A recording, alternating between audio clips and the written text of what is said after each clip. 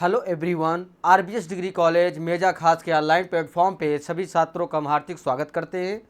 छात्रों, आज जो है बीएससी एजी थर्ड सेमेस्टर के अंतर्गत जो आपका सब्जेक्ट है fundamental of soil and water conservation के अंतर्गत जो हम टॉपिक लेकर आए हुए हैं छात्रों, जो है वह है principle of wind erosion control and it's control measures.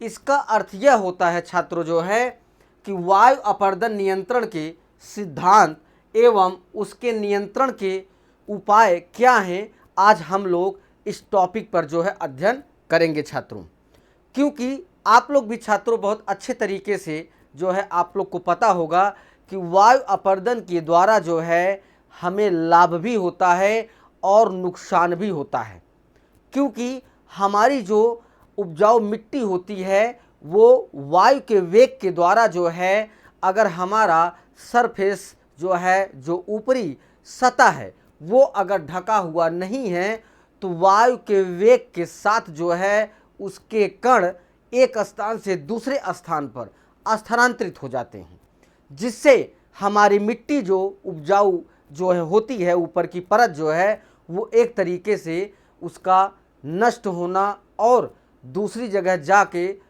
स्थापित होना, यह हमारे लिए बहुत ही नुकसानदायक है छात्रों। ठीक है, आइए हम लोग स्क्रीन पर चलते हैं, हम लोग इस टॉपिक पर जो है अध्ययन करेंगे। ठीक है, वायु अपरदन नियंत्रण के सिद्धांत जो है principles of wind erosion control. ठीक है, जो ये टॉपिक है जो है छात्रों, ये एक तरीके से सॉइल से रिलेटेड है, क्योंकि वहाँ पे जो भी जो है वायु के द्वारा प्रतिक्रियाएं होंगी छात्रों, जो है वो आपके भूमि के अनुसार ही सारी प्रक्रियाएं होती हैं। ठीक है, तो फिर यहाँ पे हवा गतिशील हवा है, जो वायुमंडलीय दबाव और तापमान में अंतर से उत्पन्न वायु घनत्व में ढाल के कारण जो है होती है। मतलब कहने का अर्थ ये है कि जो हमारी हवा है, जब ये गतिशील होता है जो है, तो वायुमंडलीय जो दबाव है और वहाँ का जो तापमान है उसके अनुसार उत्पन्न जो है जो वायु घनत्व होता है, वो ढाल के अकॉर्डिंग, ढाल के अनुसार ही जो है वो अपना रूप परिवर्तन करते हैं। ठीक है, फिर उसके बाद पानी के मामले में हवा की क्षरण शक्ति वेग के साथ तेजी से बढ़ती है, लेकिन पानी के विपरीत हवा गुरुत्वाकर्षण बल से प्रभावित नहीं होती है छात्रों।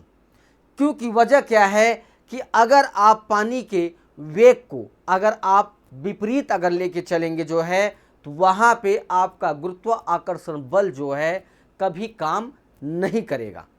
ठीक है, तो जिस तरीके जो है आपका पानी का वेग होगा, पानी का प्रवाह होगा, उसी तरीके से आपके वायु का जो है एक तरीके से वेग बनेगा। जो अगर उसके विपरीत अगर कोई जो है, अगर आपको उसके दिशा को जो है विपरीत में लाना है, तो वहाँ पे आपके गुरुत्वाकर्षण का मुख्य जो है एक तरीके से कार्य करना होता है।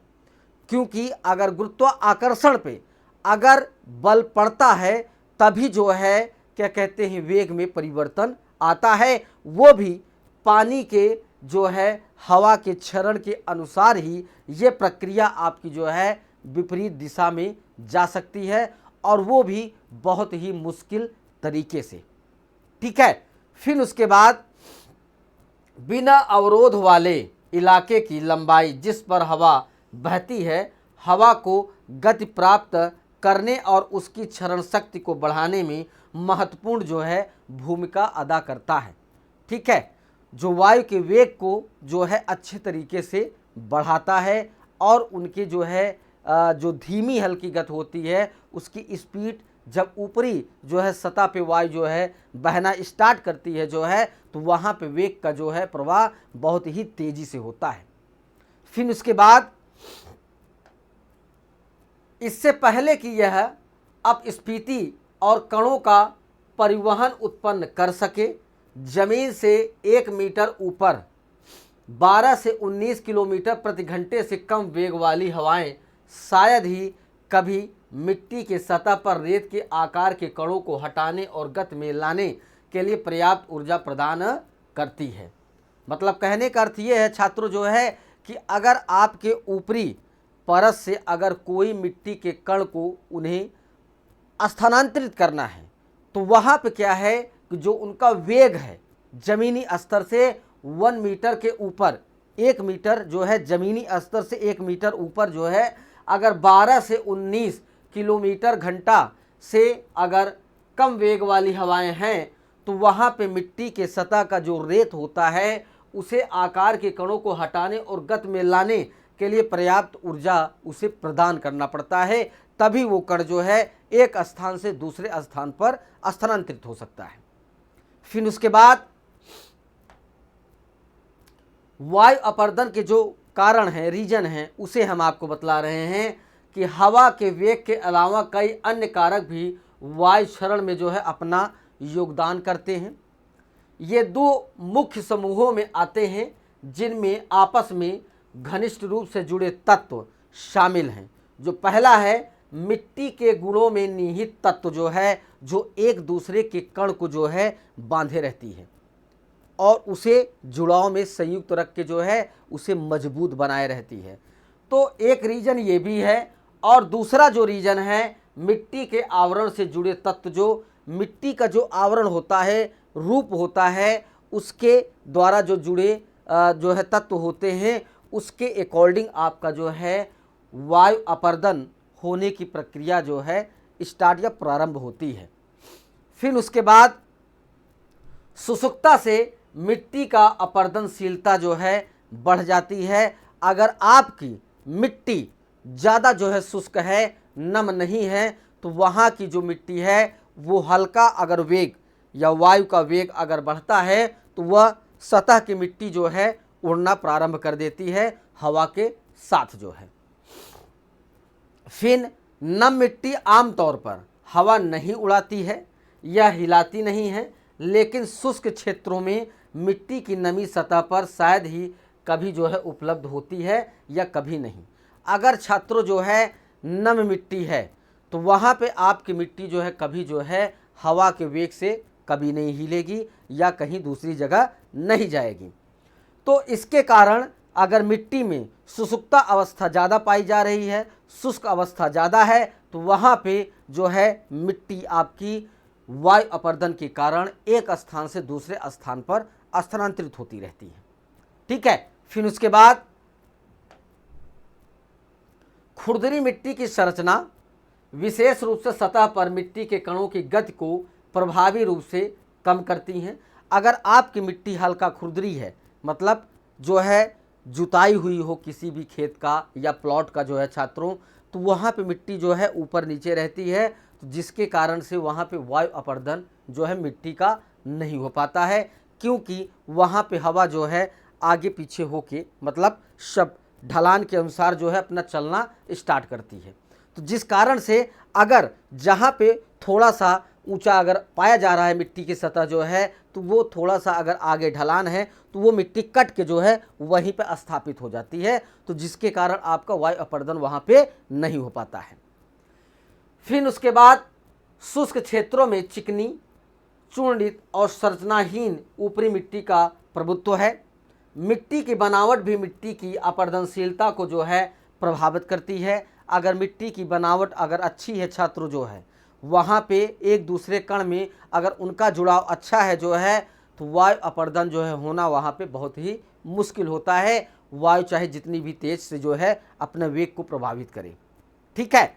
फिर उसके बाद घास, झाड़ियाँ, खेत की गई फसलें, यहाँ तक कि ठूंठ जैसे सुरक्षात्मक वनस्पति आवरण की उपस्थिति हवा के वेग को कम करती हैं और उसकी क्षरण क्षमता को भी जो है कम करती रहती हैं। जहाँ पे अगर मिट्टी के सरफेस पे अगर वहाँ पे झाड़ झाड़ियाँ वनस्पतियाँ अगर उगी हुई हैं छात्र जो है, तो वहाँ पे जो है कभी वायु अपर्दन जो है होना, मिट्टी का कटाव होना बहुत ही मुश्किल होता है, क्योंकि अगर वहाँ पे वायु अगर बहती है तो जो वहाँ पे झाड़ी और घास है वो वहाँ पे उस मिट्टी तक पहुँचने नहीं दिया जाता है, उस सरफेस तक नहीं पहुँचती है जो है हवा।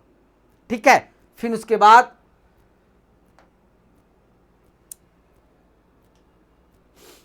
वनस्पति की जड़ प्रणाली मिट्टी के कणों को सघन करने और एक साथ रखने में मदद करती है।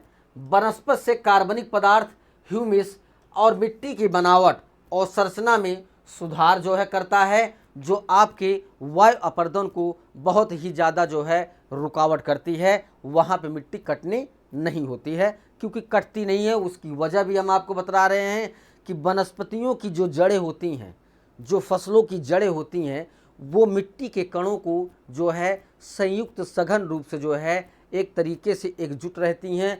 तो वहाँ पे अगर वायु वेग का जो है ज़्यादा दबाव पड़ता है तो वहाँ पे जो वनस्पतियाँ हैं, उसकी जड़ें हैं, उसे जो है कटने नहीं देते हैं। फिर उसके बाद इस प्रकार आग, खेती, अत्यधिक चराई, ईंधन की लकड़ी के लिए उखाड़ने या लंबे समय तक सूखे के कारण वनस्पतियां आवरण का विनाश मिट्टी को हवाओं की क्षरणकारी क्रिया के लिए उजागर करती हैं। अगर आपकी जो है प्लॉट छात्रों जो है वहाँ पे अगर वनस्पतियाँ नहीं हैं तो वहाँ पे जो मिट्टी का वेग है, क्षरण की प्रक्रिया बहुत ही उजागर तरीके से जो है हवा के वेग से वायु के द्वारा उसका अपर्दन बहुत ही तेज़ी से होता है। फिर आता है वायु क्षरण को नियंत्रित करना और रोकना जो है। बड़े क्षेत्रों में वनस्पति आवरण को समाप्त न करें, जिससे जो है आपका वहाँ पे वायु अपर्दन के द्वारा कभी आपकी मिट्टी जो है एक जगह से दूसरी जगह नहीं जाएगी। फिर उसके बाद हवा के वेग को कम करने के लिए फेंच की लंबाई को कम करना, मतलब फेंच की लंबाई मतलब उसकी जो एक प्लॉट की जो चौड़ाई होती है, उसकी चौड़ाई को जो है कम करने पर जो है वहाँ पे वायु अपर्दन बहुत ही कम होता है। फिर मिट्टी की संजकता को बढ़ाएं या हवा द्वारा मिट्टी के कणों को ऊपर उठाने से रोकने के लिए मिट्टी की सतह को जो है सुरक्षित करना चाहिए। जमीन के पास हवा के वेग को कम करें और उसकी दिशा को जो है मोड़े जो है, जिससे आपकी वायु अपर्दन बहुत ही कम होगा, उससे नियंत्रण भी होगा। टीले बनाने वाले सामग्री के स्रोत को जो है नियंत्रित करें, मतलब कहने का अर्थ ये है कि जो टीला नुमा आपकी जो है प्लॉट्स होते हैं, वहाँ पे जो है जब वनस्पतियों के द्वारा उसका आवरण ढका रहेगा छात्रों जो है, तो वहाँ पे वायु अपर्दन बहुत ही मुश्किल होता है। फिर वहाँ की मिट्टी जो है कट के कहीं दूसरी जगह स्थानांतरित नहीं होती है। फिर शाकाहारी और काष्ठ पौधों के बीच अच्छा संतुलन बनाए रखना चाहिए, जिससे आपका वायु अपर्दन नहीं होगा। वायु वेग को कम करने के लिए चारागाह भूमि पर झाड़ियों और पेड़ों के बीच दूरी रखना चाहिए, जिससे वहाँ पे हवा क्रॉस होने के लिए उन्हें जगह मिल सके और आपका जो है मिट्टी सुरक्षित रहे, उसकी ऊपरी सतह जो है सुरक्षित रहे। फिर उसके बाद वायु अपर्दन नियंत्रण में वानिकी की भूमिका क्या है उसे हम बतला रहे हैं कि जल क्षरण के मामले की तरह वायु क्षरण के नियंत्रण में भी वानिकी की महत्वपूर्ण भूमिका होती है। 3 वानिकी पद्धतियां अब शुष्क क्षेत्रों में व्यापक रूप से लागू हो रही हैं। पवन रोधक और आश्रय पट्टियां, रेत के टीलों का स्थिरीकरण और बहुउद्देशीय जो है वृक्षों को लगाने की प्रक्रिया जो है हमारी भारत सरकार जो है इस समय अपनी मुहिम चलाई हुई है। अपने सिस्टम को या अपने जो है जो भी सरकारी तंत्र हैं उन्हें जो है आदेशित कर रही है, कई योजनाओं को आदेशित कर रही है कि वृक्षारोपण खाली जगह पे आप कराएं, जिससे जो है वहाँ के जो आवरण हैं उनके जो क्या कहते हैं उपजाऊ मिट्टी है वो कहीं एक जगह से दूसरी जगह पे स्थानांतरित ना हो। क्योंकि अगर वहाँ पे छात्रों झाड़ियाँ रहेंगी तो वहाँ पे वायु का वेग हमेशा जो है उसके जस्ट ऊपर की सतह से जो है होता हुआ चला जाएगा, आपके नीचे जो है ज़मीन के स्तर तक जो है हवा नहीं पहुंचती है, जिससे आपको वहाँ पे वायु अपर्दन को नियंत्रण करने में आसानी होती है। फिर उसके बाद वायु अपर्दन की सीमा को प्रभावित करने वाले कारक जो है जलवायु की शुष्कता जो है, हवा से होने वाला कटाव उच्च वर्षा वाले जलवायु में भी हो सकता है। जब वर्षा के कुछ महीने विशेष रूप से शुष्क होते हैं, उन जगहों पर जहां वर्षा 600 मिलीमीटर से कम होती है, 6 महीने से अधिक समय तक बारिश नहीं होती है, तो संभावित वाष्पोत्सर्जन 2000 मिलीमीटर से अधिक होता है। मतलब इसका कहने का अर्थ ये हुआ छात्रों जो है कि अगर आपके 6 महीने तक अगर बारिश वहाँ पे वर्षा नहीं हो रही है, तो वहाँ पे आपको जो है ऐसी तकनीक अपनाना पड़ेगा कि जिससे आपकी जो है सतह खुली न रहे और वहाँ पे वायु अपर्दन न हो पाए। क्योंकि अगर जलवायु शुष्क रहेगी छात्रों जो है, तो वहाँ पे वायु अपर्दन होना बहुत ही जो है नुकसानदायक होता है। क्योंकि वहाँ पे वायु अपर्दन जो भी मिट्टी के कण होते हैं, वो एक तरीके से जलवायु की शुष्कता के कारण से जो है वो अपने कण को छोड़ देती हैं और वो वायु के द्वारा जो है कहीं दूसरी जगह स्थापित हो जाती हैं।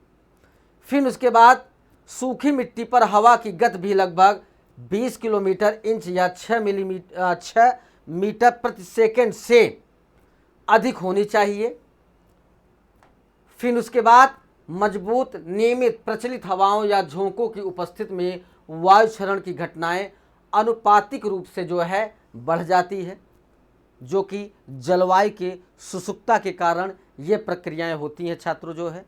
वहाँ पे अगर आपकी जो है जलवायु ज़्यादा शुष्क है, 6 महीने तक अगर बारिश नहीं होती है, तो वहाँ की मिट्टी जो है वायु के वेग के द्वारा वो एक जगह से दूसरी जगह जो है स्थानांतरित होते रहते हैं।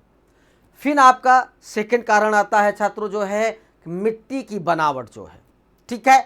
तो 10 से 100 माइक्रोन के बीच के कणों के भरपूर दोमट रेत सबसे कमज़ोर मिट्टी है। अधिक चिकनी मिट्टी बहुत चिपचिपी, बेहतर संरचना वाली और इसीलिए अधिक प्रतिरोधी होती है। अगर मिट्टी की बनावट छात्रों जो है अच्छा है, तो वहाँ पे जो उसके कण हैं वो एक दूसरे से जो है चिपके रहेंगे, तो वहाँ पे आपका वायु अपर्दन होना बहुत मुश्किल है।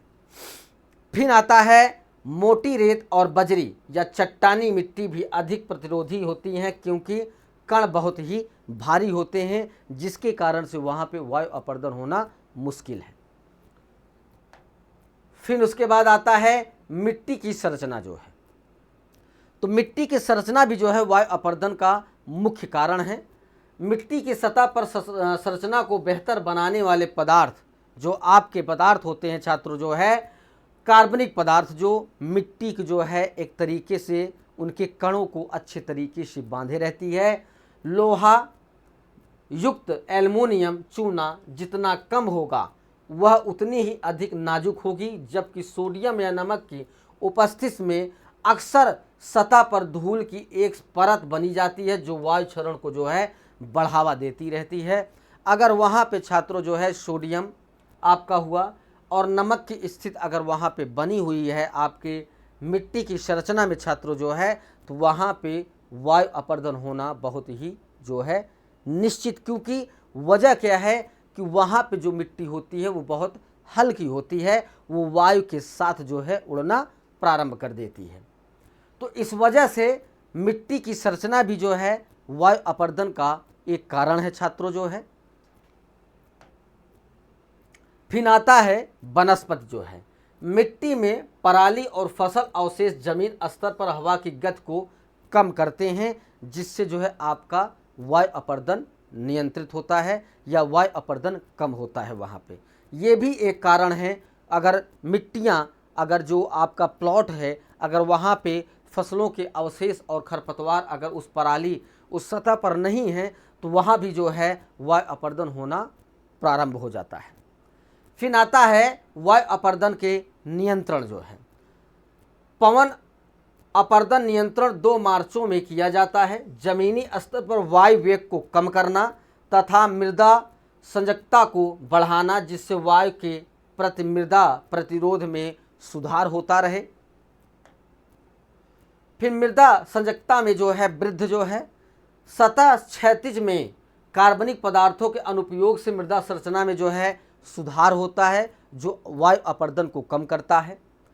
फिर रिफाइनरी कीचड़, भारी तेल, बुटमेन और प्लास्टिक उद्योग के अपशिष्ट को मिट्टी पर छिड़कने से कण मिट्टी की सतह पर चिपक जाते हैं, जिससे हवा के लिए उन्हें हटाना मुश्किल हो जाता है। वहाँ भी जो है वायु अपरदन जो है कम होता है।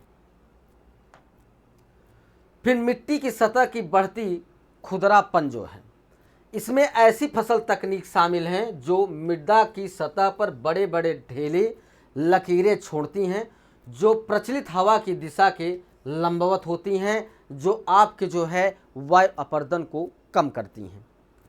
पौधों का आवरण को बढ़ाना जो है, पौधों की सघनता बढ़ाकर हवा की गति को कम किया जा सकता है। इसीलिए फसल अवशेष प्रबंधन सुनिश्चित करना विशेष रूप से जो है महत्वपूर्ण होता है। छात्रों जो है वहाँ पे आपका वायु अपरदन को जो है बहुत ही तेजी से कम करता है। फिर अवशेषों को जमीनी पर रखना ताकि खुरदरापन बढ़े, मिट्टी की सतह की रक्षा हो, क्योंकि वे जमीन के स्तर पर हवा की गति को कम करते हैं और पत्तियों को जमीन पर जो है गिराते रहते हैं, जिससे वहाँ पे वायु अपरदन बहुत ही कम होता है। फिर आता है पवन अवरोधक जो है, ठीक है, वे वाष्पीकरण और वायु क्षरण दोनों को कम करने के लिए हवा की गति को कम करते हैं। यदि बहुत करीब से रोपण करके गति को बहुत अधिक काट दिया जाता है तो तापमान बढ़ जाता है और पवन रोधक के साथ फसलों का झुलस जाना भी बहुत ही नुकसानदायक होता है। पवन रोधक वाष्पोत्सर्जन को 20% तक कम कर देते हैं, इसीलिए सिंचित फसलों के चारों ओर पवन रोधकों का जो है आकर्षण को बनाते हैं। जैसा कि आप लोग कहीं कहीं पर छात्रों देखते हैं कि बीच में मुख्य फसल बोने के बाद जो है आप जो उसके बंद होते हैं, मेड़ बंद होते हैं, वहाँ पे आप ऐसी फसल का जो है उगाना प्रक्रिया करते हैं, जिससे वहाँ पे वायु रोधन जो है बहुत अच्छे तरीके से हो सके और आपको और अन्य जो है जीव जंतु से भी जो है आपकी फसल की सुरक्षा होती है। फिर पवन रोधकों के सीधे आसपास के क्षेत्र को छोड़कर उपज में उल्लेखनीय वृद्धि देखी जाती है। पहले वर्ष ही जुताई की नाली को रोक करके पेड़ों की युवा क्षैतिज जोड़ों को तोड़कर जल प्रतिस्पर्धा को जो है कम किया जाता है, जो आपके पवन अवरोधक के द्वारा ही छात्रों संभव है। ठीक है, यहाँ पे ये टॉपिक आपका समाप्त होता है। अगली टॉपिक के साथ उपस्थित होंगे। सभी छात्रों को धन्यवाद।